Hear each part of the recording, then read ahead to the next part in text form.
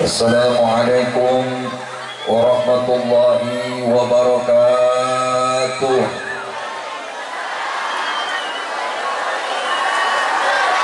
Alhamdulillahi rabbil alamin. Wassalatu wassalamu ala asrafil anbiya'i wal mursalin Sayyidina wa habibina wa syafi'ina wa zuhrina wa maulana Muhammadin wa ala alihi wa sahbihi ajma'in, amma ba'du. Qala Allah ta'ala fil Qur'anil Karim wa huwa asdaqul qailin. A'udzu billahi minasy syaithanir rajim. Bismillahirrahmanirrahim. Subhanalladzi asra bi'abdihi lailan minal masjidil haram ilal masjidil aqsa alladzi barakna hawlahu linuriyahu min ayatina innahu huwas sami'ul basir. Sadaqallahul azim wa sadaqa rasuluhul habibun nabiyul karim wa nahnu ala dzalika minasy syahidin wa syakirin walhamdulillahi rabbil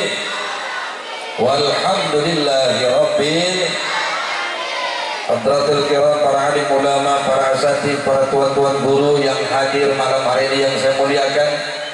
Mohon maaf tidak dapat saya sebutkan namanya satu persatu, namun tidak mengurangi rasa hormat dan takjim saya kepada beliau, DKM Masjid beserta seluruh jajaran pengurus yang saya hormati, segenap tokoh masyarakat dan orang tua saya yang hadir malam hari ini yang saya muliakan, aparat pemerintah, wabil khusus pemerintah setempat, Bapak RT, Bapak RW, Bapak Sekdes atau Bapak Kades atau yang mewakilinya yang saya hormati.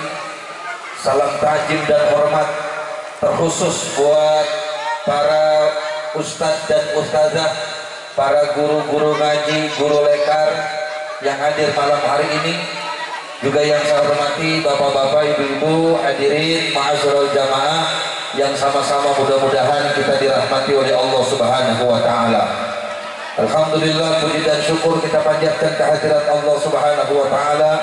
Malam hari ini walaupun cuaca kurang mendukung, kita masih bisa menyempatkan waktu untuk hadir di tempat ini dalam rangka memperingati Isra dan Mi'raj Nabi Muhammad SAW. Mudah-mudahan hadirnya kita malam hari ini senantiasa dicatat oleh Allah sebagai amal ibadah. Amin ya rabbal. Salawat dan salam semoga senantiasa tercurah dan tersampaikan kepada junjungan kita baginda Nabi besar kita Muhammad sallallahu alaihi wasallam beserta para keluarga dan sahabatnya serta para pengikut dan umatnya hingga akhir zaman nanti. Bapak Ibu Saudara yang dirahmati Allah, malam hari ini kita duduk bersama pertama dalam acara peringatan Isra dan Mi'raj Nabi Muhammad SAW sekaligus menyambut datangnya bulan suci Ramadan. Bicara soal Isra Mi'raj, sudah banyak guru, ustadz, kiai yang menceritakan bagaimana Rasulullah diberangkatkan Isra dan Mi'raj. Saya tidak menceritakan bagaimana Rasulullah melaksanakan Isra Mi'raj. Yang ingin saya sampaikan adalah sebuah pertanyaan. Apa tujuan Nabi diberangkatkan Isra dan Mi'raj oleh Allah Subhanahu wa taala? Hakikat tujuan Nabi diberangkatkan Isra Mi'raj oleh Allah tidak ada yang tahu kecuali Allah Subhanahu wa taala. Tetapi di dalam surat Al-Isra ayat yang pertama, di ujung ayat ada kalimat linuriyahu min ayatina. Salah satu tujuan Nabi berangkat Isra Mi'raj adalah linuriyahu min ayatina, untuk Allah perlihatkan min ayatina sebagian kecil daripada tanda-tanda kekuasaan dan kebesaran Allah Subhanahu wa taala. Jadi dengan Isra Mi'raj Allah mau kasih tahu, Allah mau memberikan, memperlihatkan kepada kita sebagian daripada tanda-tanda kekuasaan dan kebesaran Allah Subhanahu wa taala. Kemudian yang kedua, apa tujuan Nabi diberangkatkan Isra Mi'raj? Yang kedua adalah sudah barang tentu Nabi Muhammad mendapat perintah sholat. Maka ibu bapak saudara, melalui peringatan Isra Mi'raj malam hari ini, mudah-mudahan kita semua yang hadir pada malam hari ini bisa memperbaiki ibadah sholat kita. Amin. ya Rabbal. Sebab dari segi perintahnya saja sholat sudah istimewa daripada ibadah-ibadah yang lainnya. Coba lihat ibu bapak, ketika Allah memerintahkan kita puasa, cukup Allah turunkan ayat yang berkaitan tentang puasa. Ketika Allah memerintahkan kita zakat, cukup Allah turunkan ayat yang berkaitan tentang zakat. Ketika Allah memerintahkan kita haji, cukup Allah turunkan ayat yang berkaitan tentang haji. Tapi ketika Allah memerintahkan kita sholat, tidak cukup Allah turunkan ayat, nabinya langsung dipanggil oleh Allah Subhanahu wa taala, bertemu dengan Allah, berjumpa dengan Allah, dan kemudian mendapat perintah sholat. Dari segi perintahnya saja, sholat sudah merupakan ibadah yang istimewa. Bahkan dalam hadis Nabi juga pernah menyatakan, awwalu ma yuhasabu bihil abdu yaumil qiyamah as-shalah, bahwa amal ibadah yang pertama kali Allah akan hisab, amal ibadah yang pertama kali Allah akan perhitungkan adalah amal sholat kita. Jika sholat kita beres, jika sholat kita bagus, maka ini alamat ibadah yang lainnya akan ikut bagus. Tapi kalau sholat kita rusak, sholat kita nggak beres, maka ini alamat ibadah-ibadah yang lainnya juga nggak beres. Jadi artinya sholat ini merupakan barometer, sholat ini merupakan ukuran terhadap ibadah-ibadah yang lainnya. Maka siapapun kita, umat muslim, tua ataupun muda, besar ataupun kecil, terutama yang hadir kita malam hari ini dalam peringatan Isra Mi'raj, mudah-mudahan kita semua bisa meningkatkan dan memperbaiki kualitas ibadah sholat kita, insya. Lagi nih Bu, anak-anak kita nih tadi yang udah habis Quran, yang ikut Pildajil, ini calon-calon penerus kita, doakan mereka mudah-mudahan jadi anak-anak yang soleh dan solehah, jangan sampai tinggalin sholat. Jadi kenapa ibu yang dirahmati Allah, ini ibadah sholat sangat luar biasa Pak. Urusan apapun bisa diselesaikan dengan sholat. Ingat nih, semua urusan kita, apapun masalah kita bisa diselesaikan dengan sholat. Bahkan urusan alam dunia aja bisa beres sama sholat. Coba Pak, misalnya di Nanggerang nih, di Nanggerang udah lama kagak turun hujan, air sumur pada kering. Apa yang dilakukan, yang diajarkan Rasul kepada kita? Sholat. Sholat apa? Sholat istisqa. Urusan alam dunia aja bisa beres sama sholat, apalagi baru tiba urusan rezeki, gampang. Ustaz, emang ada kaitannya rezeki yang Allah berikan, rezeki yang kita dapatkan dengan sholat yang kita kerjakan? Ada. Bu, semakin bagus sholat kita, maka Allah akan beresin urusan dan rezeki kita. Siapa yang ngomong Pak? Allah. Nih Pak, saya kasih tahu Bu, di dalam Al-Quran, ya Allah yang ngomong nih, dalam Al-Quran surat Toha ayat 132, Allah berfirman, kata Allah begini, wa'mur ahlaka bis-shalah wastabir 'alaiha la nas'aluka rizqa nahnu narzuquka wal 'aqibatu lil muttaqin. Kata Allah, Bu, Pak, perintahkan keluargamu untuk mengerjakan sholat. Bapak, perintahkan bini kita ngerjain sholat, perintahkan anak-anak kita buat mengerjakan sholat. Kalau Pak RW, perintahkan keluargamu untuk mengerjakan sholat. Kemudian kata Allah, wastabir 'alaiha, dan bersabarlah dalam mengerjakannya. Kenapa kita perlu sabar ngerjain sholat?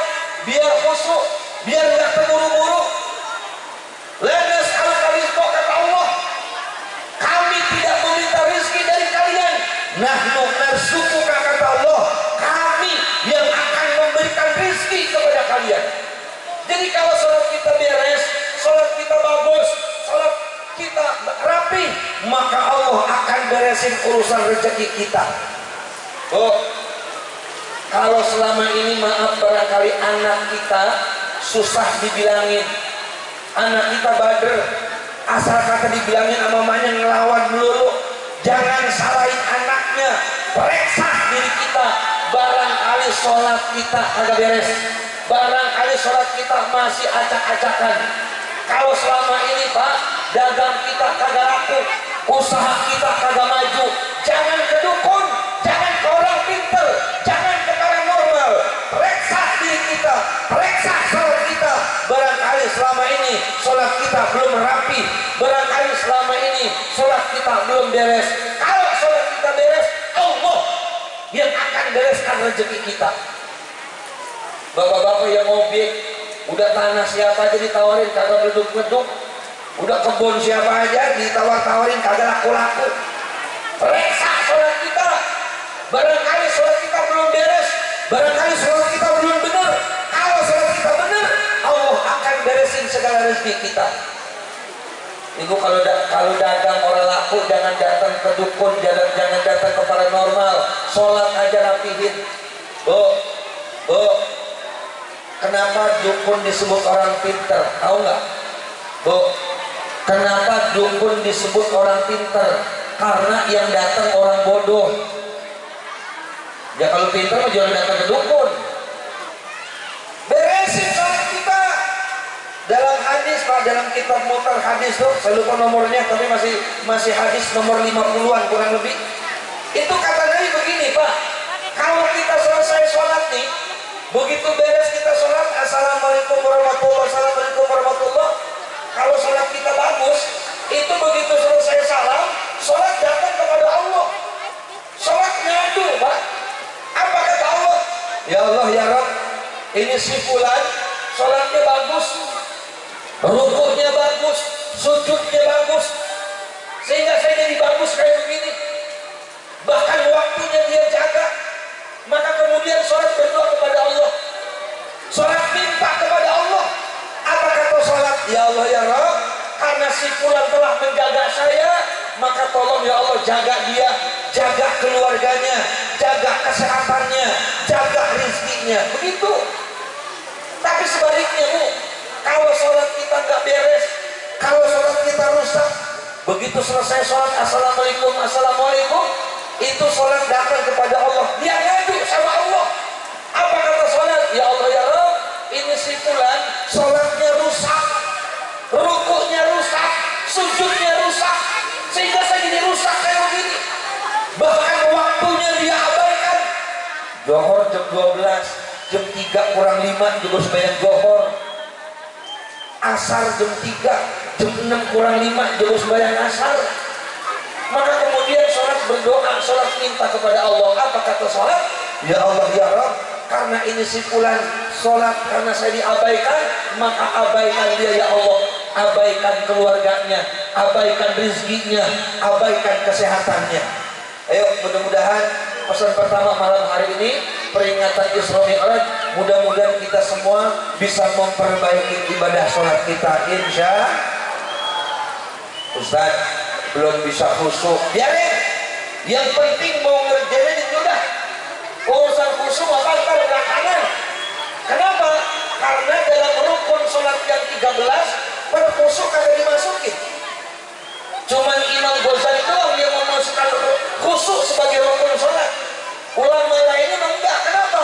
Karena ulama ikhtiyat Bu. Yang namanya khusyuk apa kan pekerjaan hati ya. Iya, jangankan murid, gurunya juga belum tentu bisa khusyuk. Jangankan warganya, RT-nya juga belum tentu bisa khusyuk kalau sholat Pak. Ya jangankan RT, RW juga belum tentu bisa khusyuk. Nah jangankan santrinya, kiai juga belum tentu bisa khusyuk Pak. Ya apalagi model-model kayak kita ya Bu ya, yang model sholat 4 rakaat, Zuhur, Asar, sama Isya. Begitu dapat 3 rakaat, kan kadang-kadang kita suka main hitung-hitungan ya. Itu sebenarnya 3 atau 4 ini. 3 atau 4 itu. Kalau gue betul takut masih 3, kalau gue betul takut udah 4, gak 3 atau 4 ini. Ya sembahyang main hitung-hitungan kita. Udah yang penting mah ngerjain bed udah. Ya, khusyuk ntar nyusul belakangan. Jadi yang dirahmati Allah. Jadi yang pertama ya, peringatan Isra Mi'raj ini mudah-mudahan kita semua bisa memperbaiki ibadah sholat kita. Insya lagi nih anak-anak kita nih, Masya Allah, itu Nabi Bu, Nabi mengajarkan kita, memerintahkan kita orang tua, itu anak kita semenjak dini udah diperintah mengerjakan sholat tuh. Apa kata Nabi? Perintahkan anakmu untuk mengerjakan sholat. Kapan? Ketika anak kita berumur 7 tahun. Dari anak umur 7 tahun Pak, anak udah dilatih, dididik untuk mengerjakan sholat. Kata Nabi dari umur 7 tahun Bu. Jadi kalau kita punya anak nih Bu, umur 7 tahun, kewajiban kita sama bapaknya cukup merintah aja. Masuk waktu johor, neng, sholat, begitu. Masuk waktu asar, neng, sholat. Nyuruh aja nyuruh. Tapi selanjutnya Pak, kata Nabi apa? Wadribuhu alaiha. Pukul anakmu. Kalau umur 10 tahun masih berani ninggalin sholat. Bu, 10 tahun berani ninggalin sholat, itu disuruh pukul sama Nabi. Saya Pak belum pernah baca hadis Nabi sampai galak kayak begitu. Apa kita sering baca di Maulid Nabi itu, di Maulid Tiba, Maulid Simtuduror, bagaimana dikisahkan Nabi manusia yang akhlaknya sangat luar biasa. Nabi disakiti nggak marah, Nabi dianiaya nggak pernah membalas, akhlaknya luar biasa.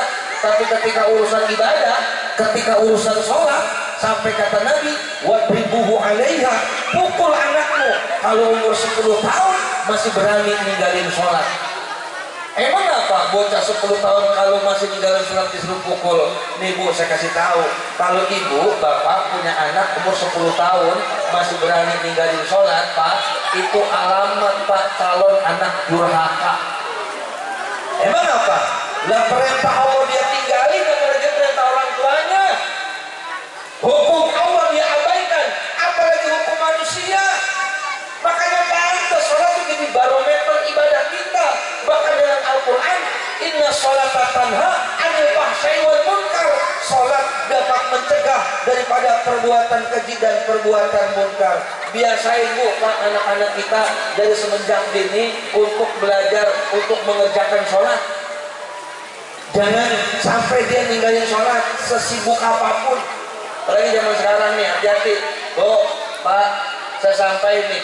Ini zaman sekarang nih ada satu alat canggih. Ini alat canggih luar biasa yang belum pernah kita temuin sebelumnya. Ini alat Pak bisa zaman sekarang nih bisa menghilangkan TV. Ini alat nih apa namanya, handphone. Handphone tuh bisa menghilangkan TV. Handphone bisa menghilangkan jam arloji. Handphone bisa menghilangkan kalender.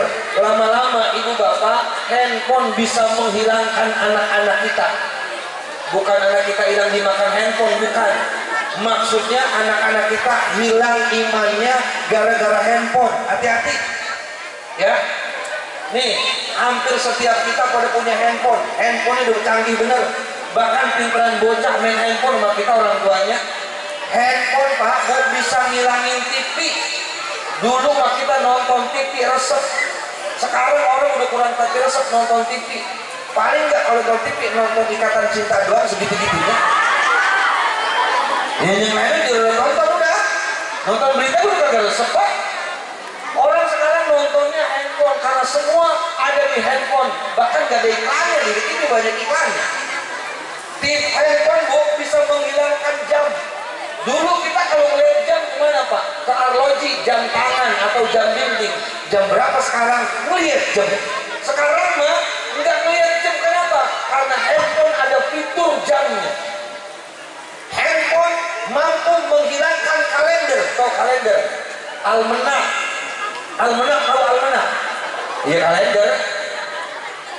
Dulu kalau kita mau lihat tanggal pakai kalender. Saudara datang ke rumah undang mau hajatan. Besok ke rumah gua ya, gua mau hajatan, mau nikahin anak tanggal berapa? Tanggal 5. Buletin di kalender. Guru ngasih undangan ngambil rapot tanggal 12. Buletin di kalender tanggal 12 ngambil rapot bocah. Kalau sekarang mah kalender kagak laku. Kenapa? Karena handphone ada fitur kalendernya. Lama-lama handphone bisa menghilangkan, melenyapkan anak-anak kita. Maksudnya melenyapkan iman anak-anak kita. Hati-hati nih ya. Ini handphone sekarang udah makin canggih Pak, luar biasa. Dulu mah kita naik ojek mesti ke pangkalan nemuin ojeknya. Sekarang mah enggak Pak, ojek yang nyamperin kita pakai handphone. Sekarang kita mau madang, mau pengen makan. Dulu kalau kita lapar Pak, keluar rumah cari makanan. Kalau sekarang cukup keluarin handphone, tinggal pesen lewat handphone sudah bisa. Ini hati-hati nih. Handphone lebih canggih sekarang, lama-lama Pak, handphone bisa ada AC-nya, ada kulkasnya. Itu saking canggihnya tuh handphone. Jaga anak-anak kita, anak boleh main handphone Bu, tapi pesen Pak. Kadang-kadang kita bebas banget ngasih handphone sama anak, kasih pesen.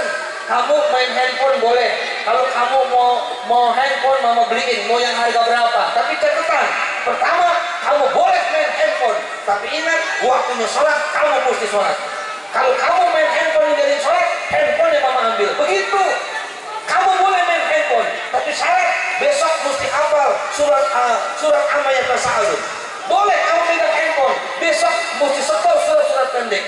Kalau kamu main handphone, tidak setor surat pendek, handphone yang ibu ambil. Begitu. Kadang-kadang emaknya kalah sama anaknya. Ya anak nangis, diminya pakai apa? Bu, anak kita nangis, diminya pakai apa? Pakai handphone. Tutup. Di YouTube, ini tutup. Nah, dia bocah. Dan lama-lama jadi kebiasaan. Ini satu. Mudah-mudahan ya kita bisa memperbaiki ibadah sholat kita. Yang kedua, besok udah nisfu Sya'ban. Bu, insya Allah kurang lebih 2 minggu lagi kita masuk bulan suci Ramadan. Mudah-mudahan Allah pertemukan kita dengan bulan Ramadan yang tinggal beberapa minggu lagi, beberapa hari lagi, dalam kondisi kita sehat walafiat. Kita bisa melaksanakan ibadah Ramadan dengan sebaik-baiknya, dan mudah-mudahan ini wabah penyakit segera Allah angkat sehingga kita bisa melaksanakan ibadah puasa, ibadah Ramadan, puasa tadarus taraweh tanpa ada rasa was-was ya Bu, tanpa ada rasa kekhawatiran. Jangan sampai kayak tahun kemarin pertama kali masuk corona pas mau bulan puasa, ya Allah itu kita taraweh pada ngumpet-ngumpet ya. Akhirnya 3 bulan total dari semenjak bulan Rajab itu nggak ada kegiatan keagamaan, termasuk undangan ceramah juga pada libur, pada batal. Ya bukan cuma corona, bukan cuma yang kerja pada PHK yang dagang kagak laku, lah Ustadz juga sama Pak, nganggur. Lah pengajian pada tutupan. Harapannya Jumat kalau boleh juga, lah Ustadz 3 bulan lama plongo. Ya alhamdulillah karena udah biasa. Sekarang kita pakai masker ya Bu, bukan takut corona tapi takut sama satpol PP gitu deh kita mah. Jadi apa itu besar acara jangan lama-lama jam 10 baik aja beres. Bukan takut corona, bukan takut sama satpol PP. Mudah-mudahan kita bisa ketemu dengan Ramadan. Kenapa? Oh, bulan Ramadan itu bukan bulan mulia, tidak termasuk dalam kategori 4 bulan yang dimuliakan Allah. Tapi nih, Ramadan itu bulan istimewa. Kenapa? Satu-satunya bulan Pak, satu-satunya bulan Bu yang Allah sebut di dalam Al-Quran itu hanya bulan suci Ramadan. 1 tahun ada 12 bulan. Bu, bingung saya ibu-ibu mata melotot kita dan diem aja. Dan kamu dia tuh serem banget Bu. 1 tahun ada 12 bulan dalam kalender Hijriah. Bulan apa aja Bu? Bulan Hijriah. Pertama bulan bulan Muharram. Habis Muharram? Tadi bulannya berapa sini? Berapa nih? Habis Muharram? Safar. Habis Safar? Mulut orang Nanggerang.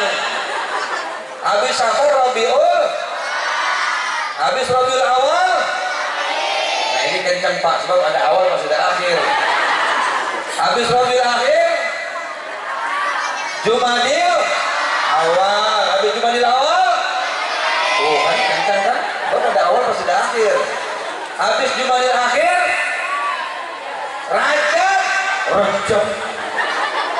Rajab orang Tajur Alam, Rajab.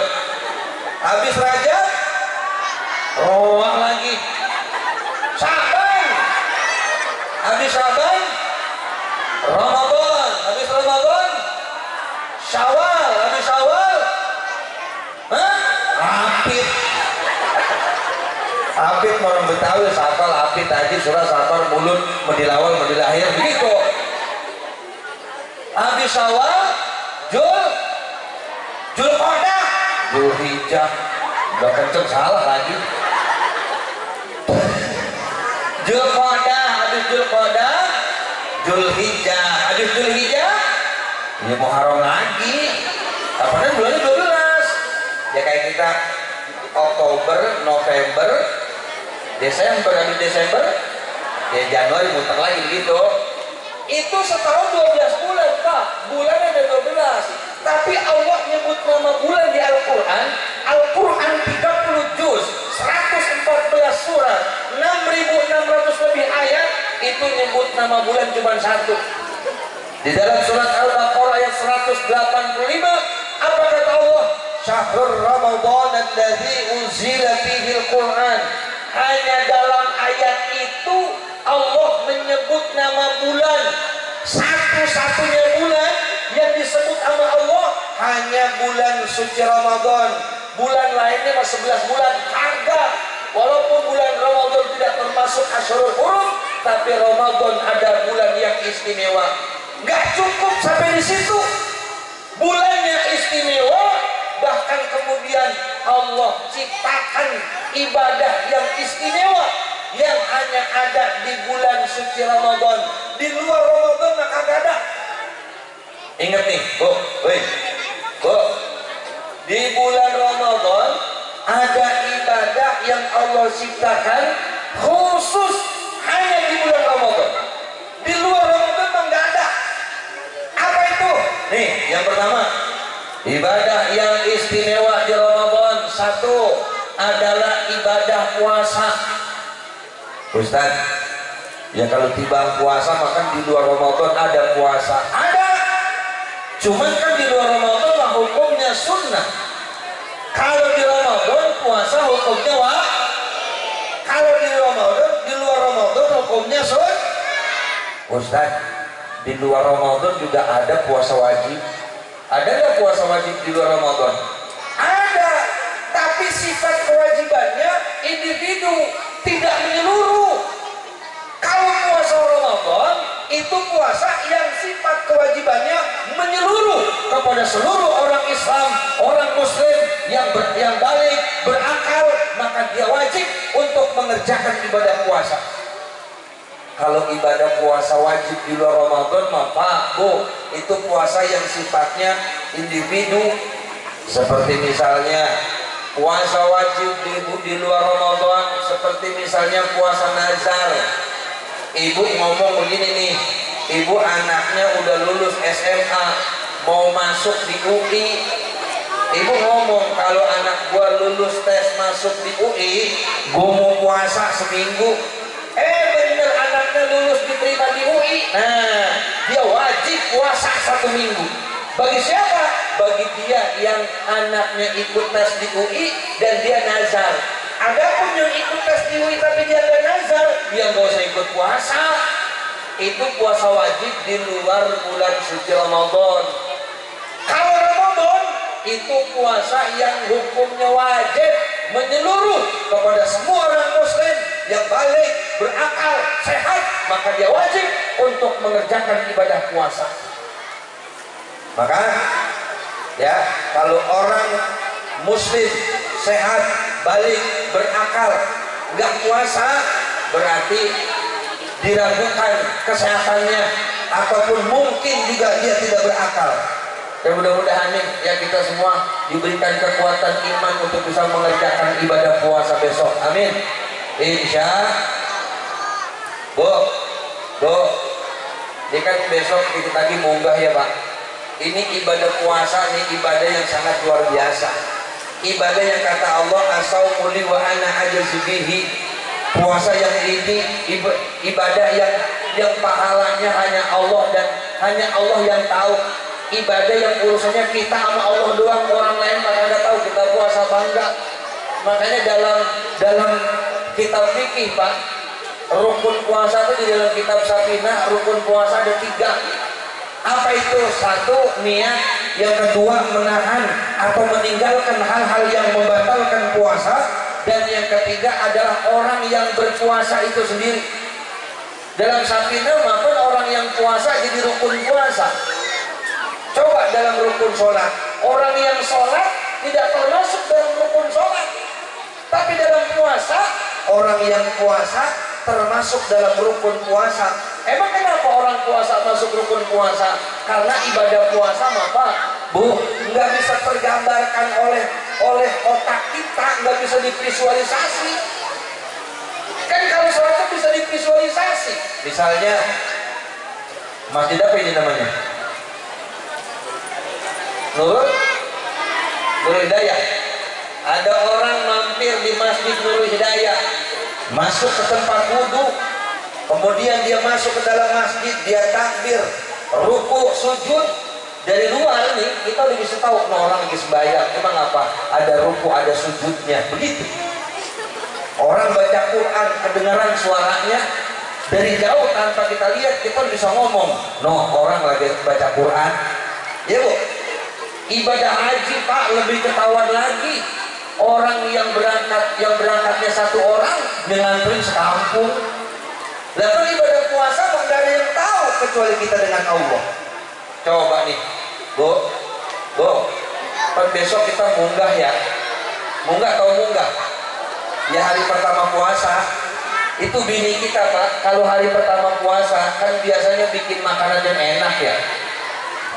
Ya, bikin makanan yang enak tuh kalau hari pertama daripada belanja ke pasar beli daging, dibikin rendang, dibikin semur. Minimal maka hari pertama puasa itu bini kita masak opor ayam. Emang apa bini kita kalau munggah hari pertama puasa pada masak yang enak? Orang perempuan kita pinter Pak. Tujuannya supaya hari pertama kita terawih, hari pertama kita sahur semangat. Coba hari pertama sahur Pak, suruh madang pagi-pagi jam 3:30, jam 4 kita dibangunin suruh madang. Begitu melek mata opor ayam, begitu melek mata semur daging, terus semangat kita madangnya. Lihat coba hari pertama sahur, begitu dibangunin sahur asam mereka gesek, lalu tidur lagi kita. Makanya pinternya bini kita begitu, hari pertama mah sahur serba enak. Ntar mah kalau udah puasa 20 hari Bu, ya biasa dah, Indomie lagi kita hajar. Apalagi kalau lebaran kurang 2 hari, ya paling air putih, kemudian bangun udah malas kita. Ini hari pertama kita sahur Pak, sama opor ayam. Hari pertama tuh. Begitu hari pertama kita sahur Pak, pagi-pagi nih, jam 7 pagi, bini nih, istri kita Bu, Pak, istri kita nih bebenahkan sisa sahur ke dapur. Bapak udah berangkat kerja, anak-anak masih tidur. Kata bini kita begini, waduh, ini sayang amat ada ayam opor sepotong lagi. Gitu. Kalau dibuang sayang-sayang, orang dibuang basi, mumpung kagak ada yang ngeliat, dia makan lagi tuh ayam sepotong sama nasi sepiring. Bini kita tuh nggak ada yang tahu kecuali dia mau. Ya Bu, bisa nggak begitu? Bisa. Nah jam 12 siang, Bu, jam 12 siang sedang pentar-pentarnya, sedang panas-panasnya, kan badan ibu lemes-lemesin. Jalan kita miring-miringin. Asal kata ketemu tetangga, baik meludah kita paseh-pasehin. Ketemu tetangga, ketemu orang, itu tetangga kita ngomong begini, Masya Allah, empok gitu puasanya hebat banget ya. Emang apa? Meludah melulu. Nah padahal tadi jam 7 habis makan ayam sepotong sama nasi. Bisa nggak begitu Pak? Nggak bisa, nggak ada yang tahu kecuali kita dengan Allah. Atau laki kita nih, Pak, Bu, begitu jam 12 nih Pak, kita sholat zuhur di masjid. Begitu kita wudhu nih, itu kenapa kalau siang-siang Pak, bulan puasa air keran romannya gurih, bener ya? Iya kalau siang nih bulan puasa air keran masjid, ya Allah berasa air kelapa hijau. Itu kita ngapa begitu ya? Bu, saya mau nanya, kalau madang, tahu madang? Makan tahu makan? Iya madang. Itu kalau madang, kalau makan Bu, banyakkan bulan puasa apa banyakkan di luar puasa? Hah? Kalau bulan puasa makan berapa kali? 2 kali ya? Buka sama. Tapi kalau hari biasa makan berapa kali? Ya rata-rata 3, rata-rata biasanya. Cuman orang Betawi bukan mindonya lain. Mindo atau mindo? Makan di luar jam makan itu namanya mindo. Kalau jam 12 siang Jor kita makan, itu makan siang Pak. Jam 2 setengah 3 madang lagi baik, itu bukan makan siang, mindo namanya. Orang Betawi begitu Pak. Orang Betawi ini pagi sarapan, ketupat sayur semangkok, ketan 2, lontong 3, apa dirata? Belum madang. Dan padahal emang ketan apaan itu kalau bukan beras-beras juga? Dia kata belum madang. Bu, kita kalau di luar Ramadan madang bisa 4-5 kali ya. Kalau bulan Ramadan makan cuma 2 kali. Kalau pengeluaran banyakkan Ramadan apa di luar Ramadan? Kan menurusannya sih. Apalagi Ramadan makan cuma 2 kali. Kok pengeluaran bisa banyakkan di bulan Ramadan? Itu tuh Pak, yang kita nggak bisa nahan. Air keran kayak air kelapa. Itu yang bikin kita banyak pengeluaran. Lah salah habis asar juga kita keliling ngabuburit segala macam kita beli. Es kelapa, lontong, wah segala macam kita kumpulin di meja. Itu nafsu tuh. Begitu dur aja kita buka, Bu, timbang minum air teh hangat seteguk, 2 teguk air hangat, lontong 2, ketan 3, sama pisang goreng 3, udah orang yang menghadap lagi rasanya. Dia makannya udah. Itu ketika kita wudhu Pak di masjid sembahyang johor, waktu kita berkumur, itu air wudhu kita korupsi barang dikit aja, kita telan, bisa nggak? Bisa. Jangankan bini kita Pak yang tiap malam tidur bareng sama kita, lain wudhu di samping bareng sama kita, gak orang tahu kalau kita nelan air wudhu dikit. Emang apa itu kita nggak lakukan? Karena inilah uniknya ibadah puasa, ibadah yang tahu hanya kita dengan Allah. Ini satu, ibadah puasa. Besok jangan tinggalin puasa. Kecuali ibu-ibu, emang lima sokan datang kamu bulanan tuh si Emen, pernah bisa puasa aja mah. Ini kalau bapak-bapak nih, nah, kalau nggak ada halangan jangan nanti tinggalin puasa. Kadang-kadang maaf ya, saya kalau bulan puasa tuh suka ngisi acara-acara zuhur gitu. Tuh lewat pasar, ya Allah itu jam 11 siang orang di pasar Pak, udah pada merokok, udah pada makan, jam 11 siang. Saya kadang-kadang kalau ngeliat orang Islam kayak begitu suka miris hati saya. Kenapa? Sebab kita mau bersyukur Pak, tinggal di Nanggerang, tinggal di kecamatan apa Bojo Gede apa Tajur Halang? Kita tinggal di Tajur Halang, di Nanggerang, di Bogor, di Indonesia, negara kita aman Pak. Ibadah kita tenang, masih orang puasa mah kebangetan. Coba lihat saudara kita di Palestina, yang sampai gini hari masih perang sama Israel. Tahun kemarin Pak, itu siang-siang, nih ada keluarga sahur bareng sekeluarga, suami istri sama anak-anaknya. Begitu sore itu anaknya buka puasa sendirian. Emang apa? Sebab bapaknya meninggal, rumahnya dibombardir sama Israel, hancur, bapak ibunya meninggal dunia. Makanya saudara kita di Palestina ada istilah begini, sahur di dunia, buka puasa di sorga. Begitu. Lah kita mah Pak puasa masih bisa mikirin, ntar sore gue buka pakai apa ya? Begitu kita mah. Lah saudara kita di Palestina boro-boro mikir kayak begitu. Mikir entar sore masih bisa hidup apa kagak juga belum tentu. Makanya kalau orang Nanggerang, ya Allah bulan puasa kagak puasa kebangetan. Dia nggak punya Islam, ngaji ogah, sembahyang ogah, puasa kagak mau. Kadang-kadang Pak saya kalau ngeliat orang begitu Pak pengen saya kumpulin Pak. Udah kita kumpulin kita bawa ke Palestina sono. Dibagi suruh orang ngapain di Nanggerang, bayar kagak, puasa kagak, ngaji kagak, ngumpit-ngumpitin doang. Mendingan dia perang ke Israel, ketahuan mati-mati syahid, kan begitu ya. Besok jangan tinggalin puasa. Yang kedua nih, Bu, ibadah yang istimewa selain puasa di Ramadan adalah ibadah taraweh. Nah, ini jangan tinggalin ya. Taraweh walaupun hukumnya sunnah Pak, Bu, itu istimewa. Kenapa istimewa? Sebab taraweh mah Bu cuma ada di Ramadan. Di luar Ramadan kagak ada yang namanya sholat taraweh, nggak ada. Ya kali jamaah masjid Nurul Hidayah rajin bener sholat taraweh dari tanggal 1 sampai 30 Ramadan, sampai selesai Ramadan itu tarawehnya full. nggak pernah berkurang, zamannya terus penuh. Saking rajinnya, sampai habis lebaran masih tarawih di masjid. Ya kagak diakui, Bu, paling orang lewat cuma nanya, itu orang udah pada lama kayak begitu. Jadi lebaran masih tarawih aja. Makanya mumpung lagi ada tarawih nih besok Ramadan, jangan tinggalin tuh sholat tarawih, baik berjamaah di masjid musola ataupun di rumah, nggak jadi masalah. Yang penting kerjain. Ya Bu, Bu, makanya saya titip nih, Ibu, jangan kayak lagu pejabat pada tarawih keliling, nggak boleh. Haram hukumnya tarawih keliling, Bu. Ini biasanya ibu Pak, orang-orang tarawih dia keliling di bazar, orang-orang tarawih dia keliling di mall, nggak boleh. Tarawih lu di masjid. Jadi kadang-kadang ibu-ibu mau getah Pak kalau tarawih Bu ya. Ibu-ibu mah kalau tarawih paling hebat dah. Lah bagaimana kagak hebat? Orangnya masih di rumah sejadahnya sampai masjid.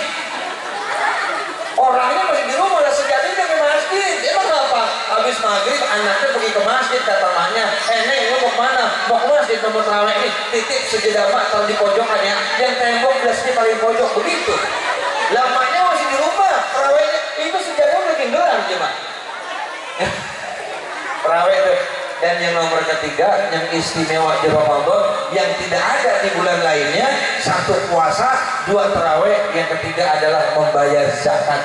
Paling tidak adalah zakat fitrah. Kata Nabi, zaku amwalakum bizakah, bersihkan hartamu dengan membayar zakat. Zakat fitrah, zakat mal yang kita keluarkan, itu fungsinya adalah untuk membersihkan harta kita. Pertanyaannya, kenapa harta mesti dibersihin? Bu, Pak, lah kita makan buah bega kan belum dibersihin. Ibu makan salak tuh, buah salak, itu kan mesti dibersihin. Dikupas kulitnya, ya nggak? Dibuang bijinya, baru dimakan. Begitu, itu makan buah, apalagi harta kita. Maka kata guru saya, orang kalau kagak pernah bayar zakat, itu sama juga kayak orang makan buah salak, ke kulit-kulitnya, ke biji-bijinya. Saking rakusnya itu orang. Gitu. Makanya bersihkan harta kita dengan zakat. Paling tidak zakat fitrah besok nih bulan Ramadan kita bayarkan. Karena hak kedua, kenapa harta mesti bersihin? Ya nanti kan di akhirat kalau Allah nanya harta kan dua Pak. Allah nanya ilmu cuma satu. Ketika ilmu yang ditanya, maza amila bihi, kata Allah, apa yang kau lakukan dengan ilmu yang kau miliki? Tapi ketika Allah bertanya harta, apa kata Allah? Min aina maktasabu wa fima anfaqtu. Hartamu kau dapat dari mana dan kau keluarkan kemana? Dari mana dan kemananya Allah akan tanya. Makin banyak kita punya harta, akan semakin banyak pertanyaan dari Allah. Konsekuensinya, semakin sedikit kita punya harta, ya makin dikit pertanyaan dari Allah. Kira-kira ibu bapak, mendingan banyak harta apa mendingan sedikit harta? Bisa Ustaz, bagian dah banyak pertanyaan juga, mesti mendingan banyak harta juga, kan begitu ya Pak ya? Iya, kita kalau namanya duit banyak, mah harta banyak. Ya emang sih duit bukan segala-galanya, tapi kan segala-galanya butuh duit, ibu ya. Lagian mana Pak, orang kalau duitnya banyak, Pak, orang kalau orang kaya duitnya banyak, ya Allah, kentut bego mesti dihargain Pak. Lah coba ibu lagi ngaji di majelis taklimnya Bu, duduk di samping ibu Bu Haji orang kaya, Bu Haji orang kaya duduk di samping ibu lagi ngaji, kentut. Apa ibu bilang? Bu Haji kentut. Iya, oh berarti Bu Haji masih sehat. Begitu kata kita. Orang kaya nih kentut. Coba kita lagi ngaji, duduk samping kita nenek-nenek orang miskin, kentut, habis tak maki-maki. Biasa udah miskin kentut lagi, kan begitu. Tuh, pengaruh harta luar biasa. Ya kayak kita ke bandara dah. Kita kan kalau naik pesawat Pak ke bandara, makin banyak yang kita bawa, makin ribet pemeriksaannya. Semua tas kita masuk di X-ray, apa yang kita bawa sampai sabuk, pokoknya yang berbentuk logam itu mesti dikeluarin. Ketika metal detektornya bunyi, itu diperiksa terus. Sabuk itu dari logam bunyi, keluarin. Saya pengalaman begini Bu, ceritanya saya umroh ngajak nenek-nenek. Begitu ngajak nenek-nenek mampir ke Dubai, asal itu nenek-nenek diperiksa di bandara bunyi. Duit logaman kali kan nenek-nenek makan kalau sakit main duit mulu. Ya nenek-nenek kan lagunya kayak orang kaya Pak, kalau sakit main duit mulu, duit kerokan maksudnya. diperiksa semua dikeluarin, udah tuh bersih, diperiksa bunyi lagi aja. Apa ini nenek-nenek setiap diperiksa bunyi melulu. Akhirnya kan dibawa ke dalam tuh sama petugas yang perempuan. Begitu dibawa ke dalam, selesai keluar, saya tanya, Nek, emang apa sih itu diperiksa bunyi mulu sampai susah masuk, kalau bisa masuk? Kata nenek-nenek apa? Iya, hutang gue sambung pakai peneliti. Gara-gara hutang disambung sama peneliti sampai susah masuk bandara, coba. Tiba makanya besok hutang jangan suka disambung sama peneliti tuh. Bisa orang masuk bandara. Di bandara dia udah begitu, tapi kalau kita masuk bandara nih, masuk bandara nggak bawa apa atau bawaan kita sedikit, pemeriksaannya juga dikit juga, sebentar diperiksa. Itu di bandara, di dunia, apalagi di akhirat, makin banyak yang kita bawa harta, makin banyak yang kita miliki, makin banyak pertanyaan dari Allah. Maka untuk bisa menjawab pertanyaan dari Allah soal harta, gunakan harta kita untuk membayar zakat, bersihkan dengan zakat. Itu besok Ramadan yang mudah-mudahan Allah sehatkan badan kita, Allah panjangkan umur kita, bisa ketemu Ramadan besok, bisa menjalankan ibadah Ramadan besok dalam kondisi kita sehat walafiat. Amin ya robbal. Ibu bapak mati Allah, barangkali itu yang saya sampaikan, dua hal. Pertama sholat, yang nomor kedua puasa. Mudah-mudahan ada manfaatnya dan bisa menambah kualitas amal ibadah kita di hadapan Allah Subhanahu wa taala. Kurang mohon maaf. Wallahu muwaffiq ila aqwamit thoriq. Wassalamualaikum warahmatullahi wabarakatuh.